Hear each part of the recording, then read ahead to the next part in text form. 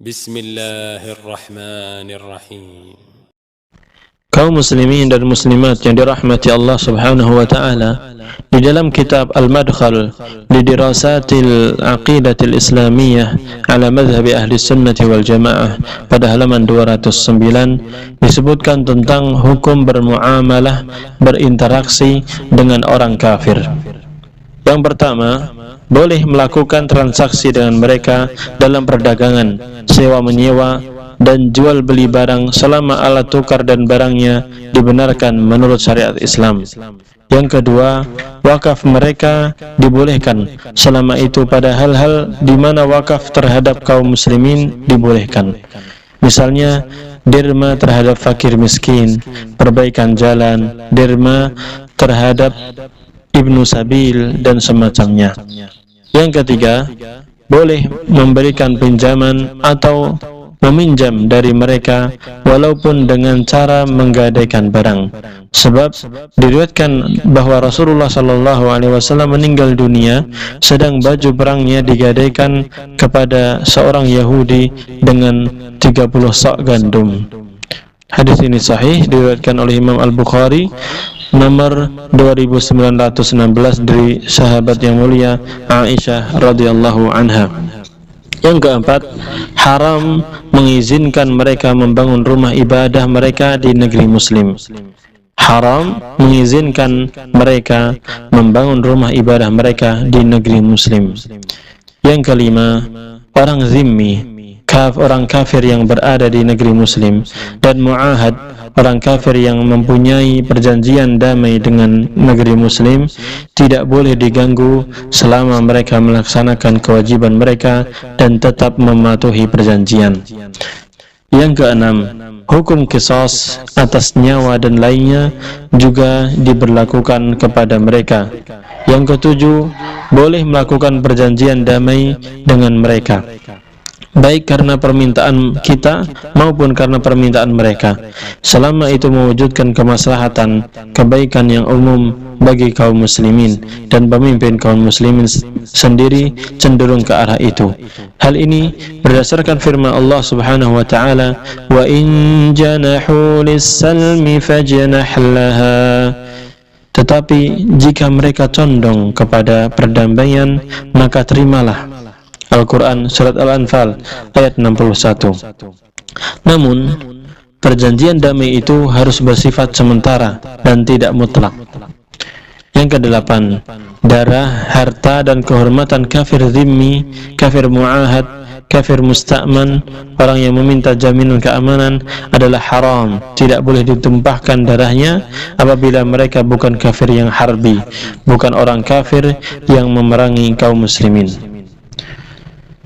Sekarang ada pembahasan berkaitan dengan perbedaan antara al-bara dengan keharusan bermuamalah yang baik. Apa bedanya antara al-bara, berlepas diri dari kaum kafirin seperti yang telah dijelaskan, dengan keharusan atau kewajiban bermuamalah yang baik, interaksi yang baik? Sikap permusuhan terhadap orang kafir tidak berarti bahwa kita boleh bersikap buruk terhadap mereka, baik dengan perkataan maupun perbuatan. Seorang muslim bahkan harus berbuat baik kepada kedua orang tuanya yang masih musyrik.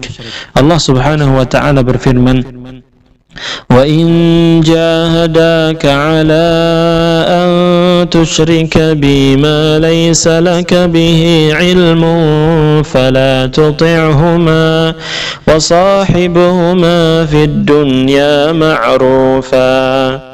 Dan jika keduanya memaksamu untuk mempersekutukan aku dengan sesuatu yang engkau tidak memiliki ilmu tentangnya, maka janganlah kamu mentaati keduanya, dan pergaulilah keduanya di dunia dengan baik.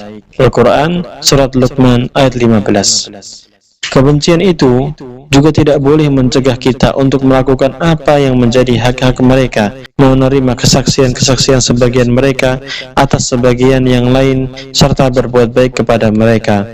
Allah Subhanahu wa ta'ala berfirman, لا ينهاكم الله عن الذين لم يقاتلوكم في الدين ولم يخرجوكم من دياركم أن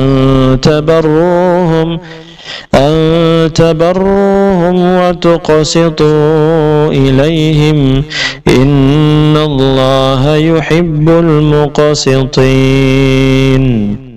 Allah tidak melarang kamu berbuat baik dan berlaku adil terhadap orang-orang yang tidak memerangi kamu dalam urusan agama dan tidak mengusir kamu dari kampung halamanmu. Sesungguhnya Allah mencintai orang-orang yang berlaku adil.